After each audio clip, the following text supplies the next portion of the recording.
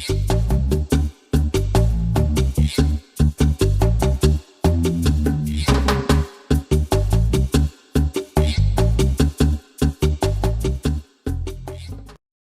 story is titled The Bake Sale by Bettina, Karpathian. I meant well when I invited Melanie to our church's ladies' social group. She and her husband Paul had moved in next door to us. He sold insurance, which involved lots of travel. She worked online from home. Small-town rural life was alien to her, as she confided to me over the fence one day, and she was lonely. "It's not that people are unfriendly," she said to me when I invited her for coffee. "It's just that the conversations feel like an interrogation. How long have we been married? Do you have children? Did we find a church yet?" The answers in order are 2 years, no, and that's a weird question. Remember, you're in the Bible Belt now. They mean well. New folks are a subject of curiosity, especially if they come from the big city like you. Many people have never traveled far, I said, laughing. The churches are about all we have for social life around here. I think a lot of people go out of habit as much as out of religious conviction. Joe and I go to the Methodist church. Their sermons aren't too long. They have a female pastor, and they're pretty laid back. You'd be welcome to come one Sunday with us. I promise no one will try to save you. No Bible thumping or snake handling involved. The Pentecostals might be a little too much for a beginner. I'm the first to tell you I've never been a churchgoer. I'm not sure I even have anything to wear, Melanie said. However, I'm desperate enough to give it a try if you don't mind. Paul's getting worried that I'm going to start talking to the plants soon if I don't meet more people. The following Sunday she came with me to church. Heads did not exactly swivel as we entered, but thankfully Mel, as she had asked me to call her, seemed oblivious to the sidelong glances at her embroidered peasant dress and long earrings. At almost 6 feet, she loomed head and shoulders over most of the congregation, like a very tall exotic bird. When we stood to sing the hymns, she sang well, and her voice rang out clearly over our usual quavering. Unable to carry a tune in a bucket myself, I stuck to my normal lip-syncing. Afterwards, we headed for the church hall where the ladies' social group was meeting. There were 6 or 7 ladies with an average age of around 70. They looked at Mel with expectant curiosity. I made introductions as people got settled with their styrofoam coffee cups and cookies. "So nice to meet you, dear," said little Miss Peterkin. "Welcome to our little town. I hope you and her husband will be very happy here. Do you have children? We have a wonderful children's program here." Mel looked pointedly at me and smiled politely. I glanced at the floor to avoid meeting her eye, trying not to laugh. "No children yet," she said. "Not that we aren't having fun trying."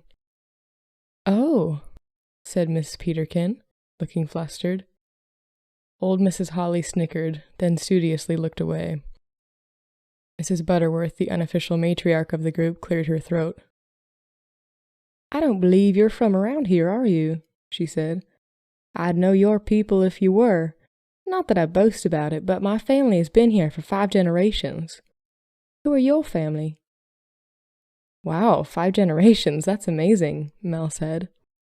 "My mother and stepfather are in Chicago. She's been married 5 times, but that includes twice to my father. Does that count as 1 marriage or 2? My father's in California with his 3rd wife. I suppose she's my stepmom, but she's younger than me, so that felt awkward. I just call her Maggie, and she's okay with that. I like her a lot, but I'm afraid she might be getting tired of my father. He's getting cranky in his old age. I have 1 full brother, 2 half-brothers, and a half-sister. That makes them sound like fractions, so I just call the halves my brothers and sister. My little sister, Maggie's daughter, is only 5. It takes so much time to keep track of all that I don't have time to worry about past generations. That might be TMI, but you did ask." The ladies looked confused. "I'm sorry," said Mel. "TMI stands for too much information." She smiled demurely and sipped her coffee. The others looked slightly stunned. "Yes, well," Mrs. Butterworth said, Not to change the subject, but let's discuss the upcoming bake sale. Mel perked up. A bake sale? Awesome! I can bake if I do say so myself. What would you like me to make? There was an awkward pause as Mrs. Butterworth drew herself up. I hurriedly interjected. Mrs. Butterworth usually organizes the event. She allocates the task to the volunteers and decides what we're going to make. If you call it volunteering, Mrs. Holly muttered. More like being dragooned. What was that? Said Mrs. Butterworth. Nothing, said Mrs. Holly. A couple of the others hid smiles. Brownies are my forte, said Mel. I do a mean raisin rum cake as well. Mrs. Butterworth glared at Mel.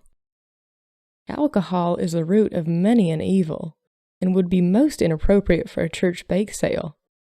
My goodness, how the time has flown, she said icily. I will issue the list next Sunday. She gathered her coat and purse and swept majestically out of the room. What did I say? Said Mel, looking bewildered. We don't mean to hurt your feelings, but we have to be sure the baking is of the highest quality.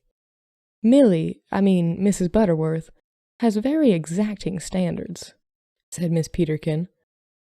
Our bake sale is a famous event locally.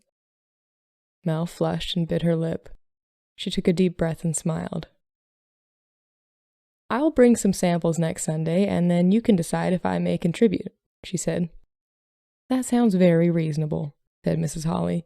Thank you, dear. I approached Mel nervously on the way home. I'm sorry about that, I said. I'm so used to them that I forget how catty they can be. Please don't take offense. Mel laughed. Mrs. Butterworth is quite the dragon lady, she said. She certainly does rule the roost. I shrugged helplessly. Her family is very well established here, and her husband is the mayor. Not many people dare cross her. She's run the bake sale forever. I like a challenge, Mel said. Next Sunday it is. By the way, my mother and father will have been married to each other for 40 years next month and live in Springfield, Illinois. I have one brother. She winked and hurried off.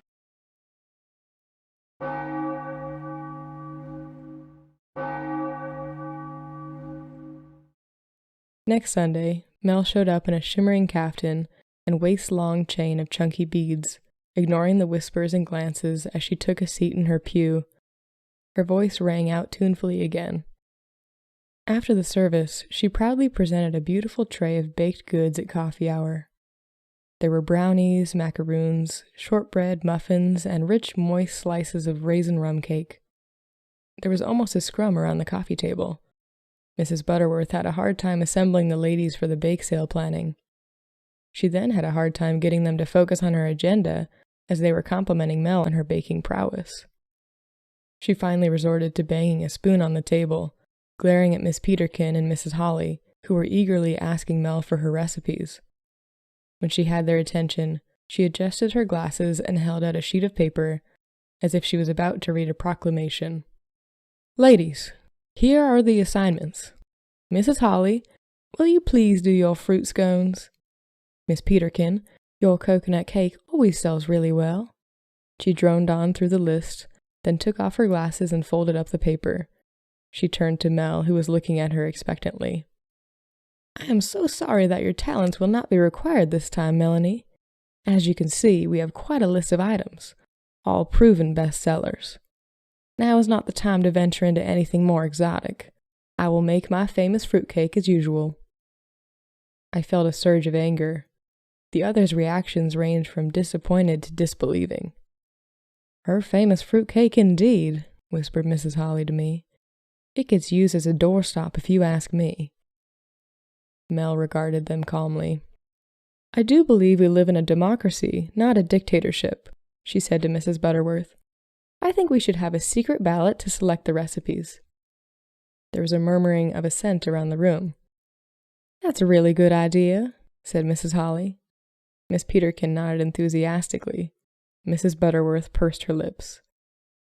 However, as the newcomer, I should not presume to tell you what to do, Mel continued.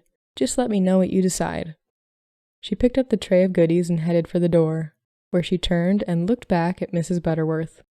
"Millie, if I may," she said, "I saw you in the liquor shop in town when I went to buy the rum for my cake, but you hurried out before I could greet you.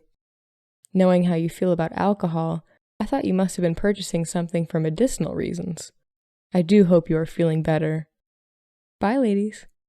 She gave a little wave and smiled angelically as she left the room. Mrs. Butterworth was speechless for once.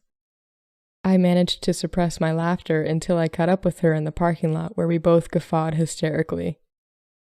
"Thank you for inviting me," Mel said when she finally caught her breath. "This has been unexpected fun. Such a shame it can't last, but Paul is being transferred to New York. You'll have to tell me how the bake sale goes." I hugged her. "I will," I said. "Give me old recipes. You never know how the secret ballad is going to turn out, and I'd better be prepared."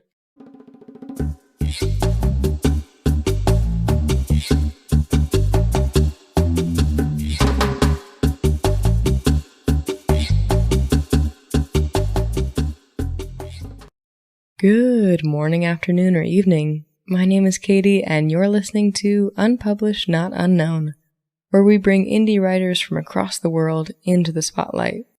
If you enjoyed this story, be sure to visit the author's Readsy page linked in the show notes. Go show them some love and let them know you came from the podcast.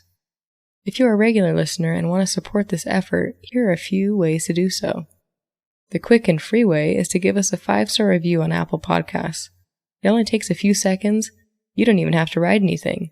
All you have to do is go to the app and tap the stars. Another way is to share this episode with friends.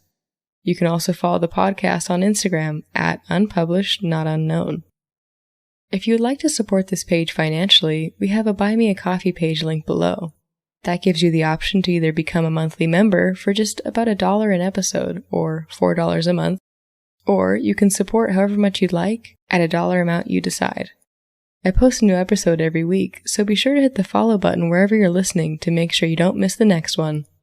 Finally, I want to give a big thank you to the author for allowing me to give voice to your story. It's been a pleasure. Until next time, this has been Unpublished, Not Unknown.